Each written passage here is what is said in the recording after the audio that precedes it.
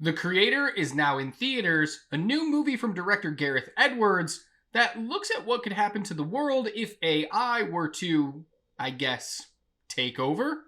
I'm Adam from Does It Hold Up? And I'm Emily. And this is our spoiler-free review of the new movie, The Creator.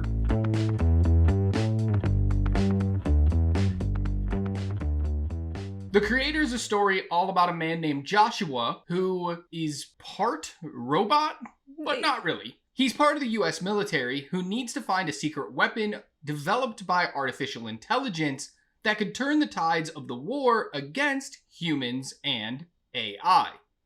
Turns out that the special weapon is a small girl who is AI, a robot. They develop a connection and he realizes that maybe he's fighting for the wrong side. It stars John David Washington as Joshua in a super lackluster performance. I was not a fan of his.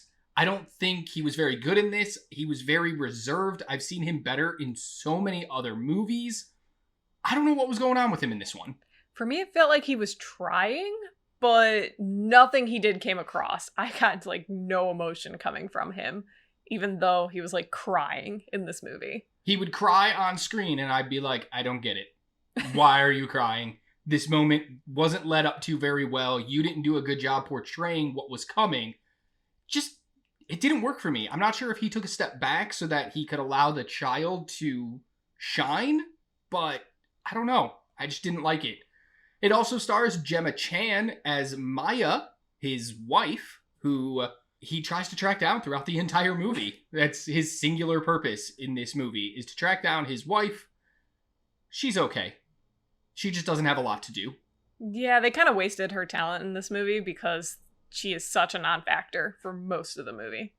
Some of the other people in the movie are Ken Wantanabe, who I love. We should put him in a lot more things, but give him actual stuff to do. Yeah, this movie did not give him anything to do.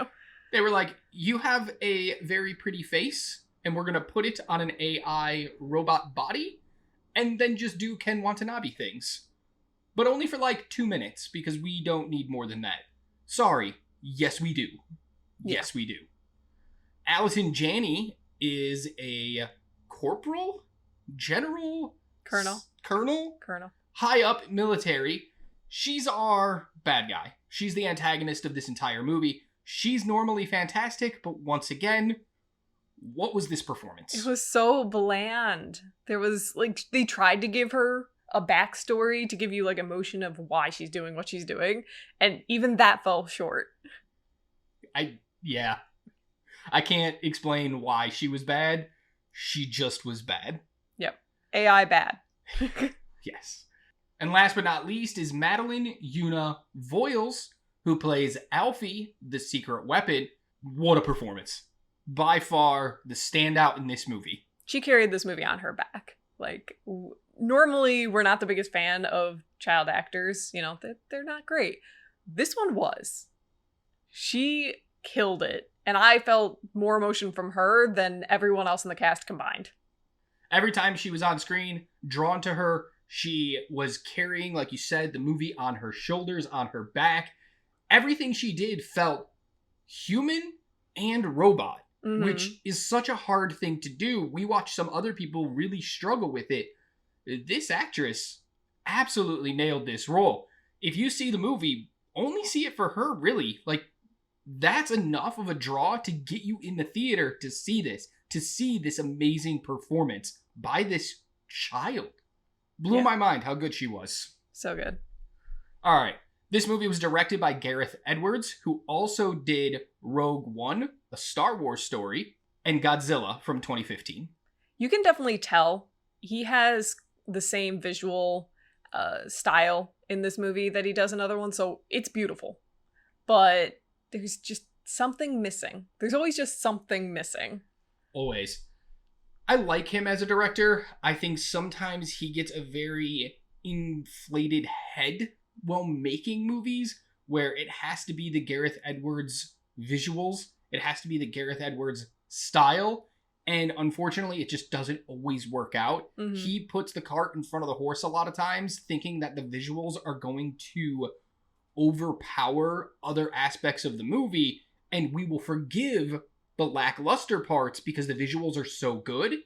And I'm sorry, but visuals can only take you so far, and I don't think Edwards has really learned that yet. Yeah. Because even Star Wars Rogue One, a Star Wars story, the visuals are fantastic. Beautiful. The story's just okay.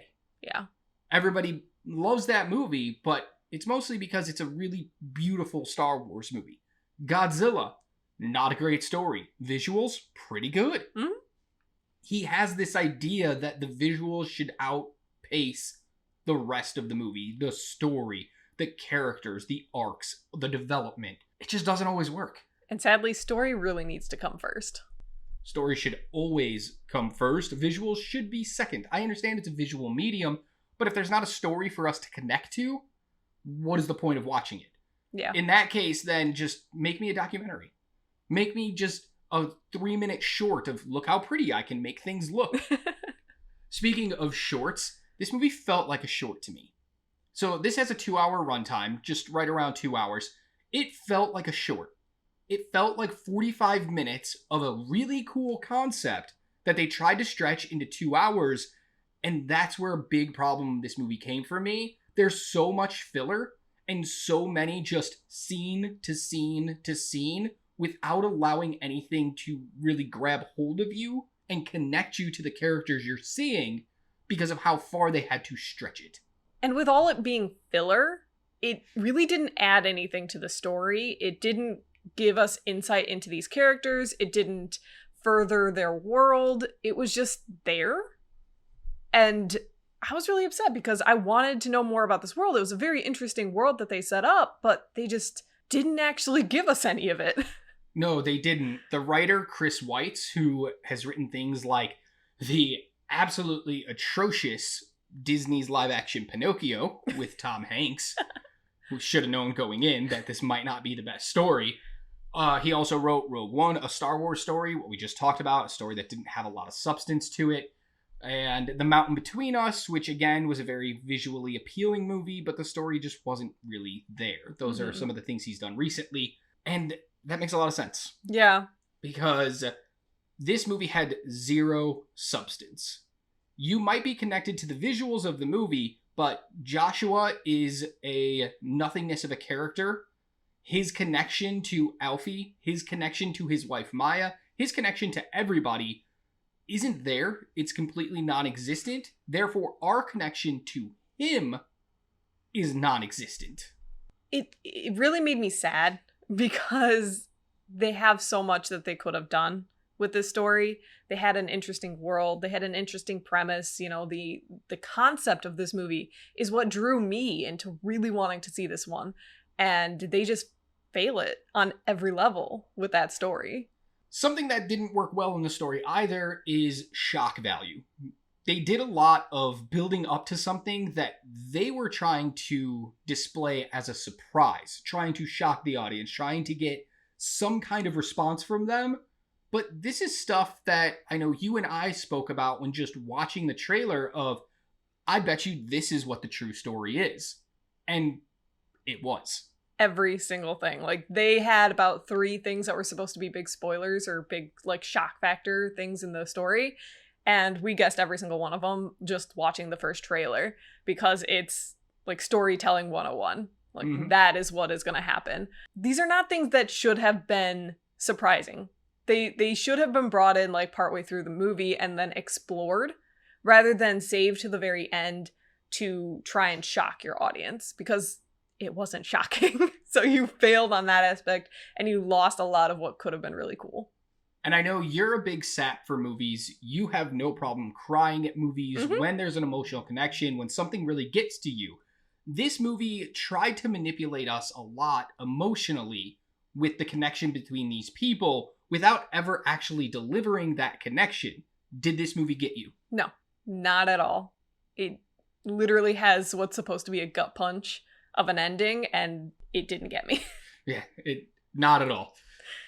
Now, what worked really well for this movie is obviously the visuals, as we've stated. It's a beautiful movie, but not just the CGI, which is pretty polished, pretty flawless. Oh, yeah. But the locations, the settings, the lighting, the action, the movement, all of it works so incredibly well in this movie that there's a lot of times you forget these CGI people aren't people. They don't exist. I loved it. They felt so real. I really wanted more time with them than we got because it just looks so good and so interesting. Yes, the movie definitely rushes through the AI life.